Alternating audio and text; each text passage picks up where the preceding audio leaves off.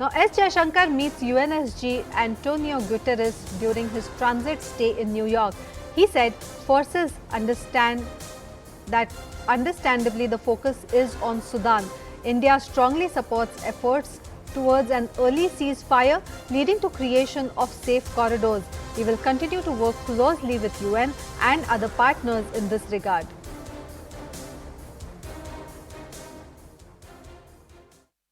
To establish a ceasefire, and that is really key because at the moment, unless there is a ceasefire and unless there are corridors, it's not safe for people really to come out.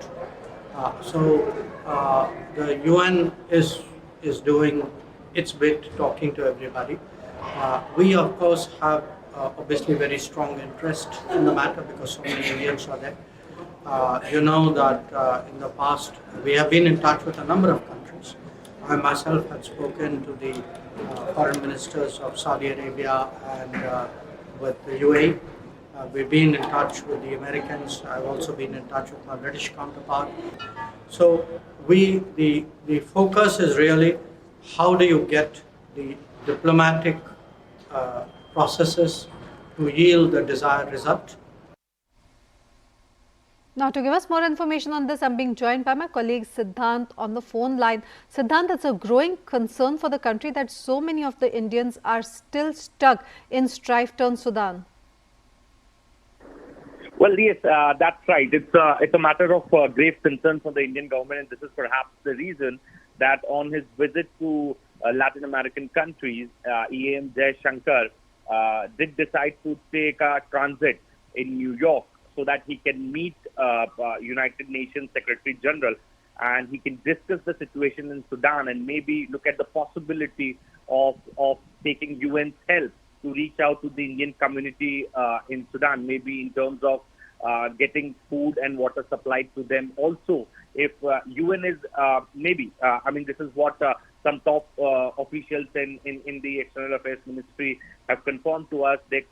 India is also looking at a possibility of maybe evacuation along with the UN staff. So that is also likely on the cards. Then, on the other end, India is also eyeing on an announcement of ceasefire.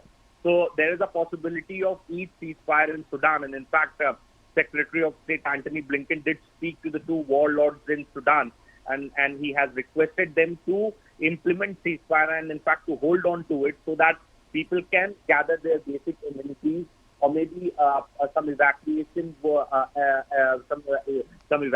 can take place by forming human corridor. So that is also likely on the cards on the day of Eid or maybe around that date. So India is also eyeing on that particular option.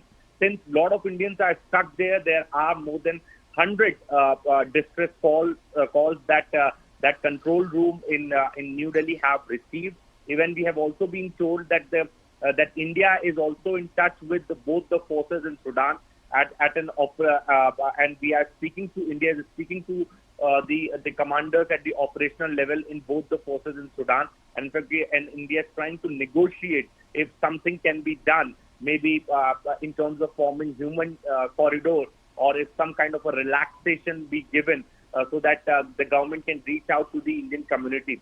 Situation is tense, and in fact, some sources are also telling us the situation in Sudan is next to what was the situation in Afghanistan.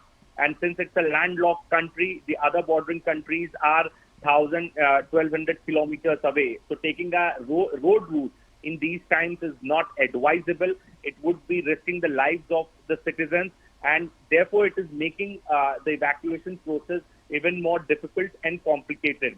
The safest place is Port Sudan, which is considerably safe. So the plan is that if Indian government manage to bring the Indians to Port Sudan, then from there the evacuation can take place successfully. But for that, lot of negotiation is required, and also very important to take all parties to build consensus among the all parties in Sudan, and also keep the international community in loop. And for that purpose only, EAM Jaishankar is in New York. then Well, there is- Siddhant, there thank you are for that multiple information and thank you for tracking that story for us. But right now it's time for a breaking news.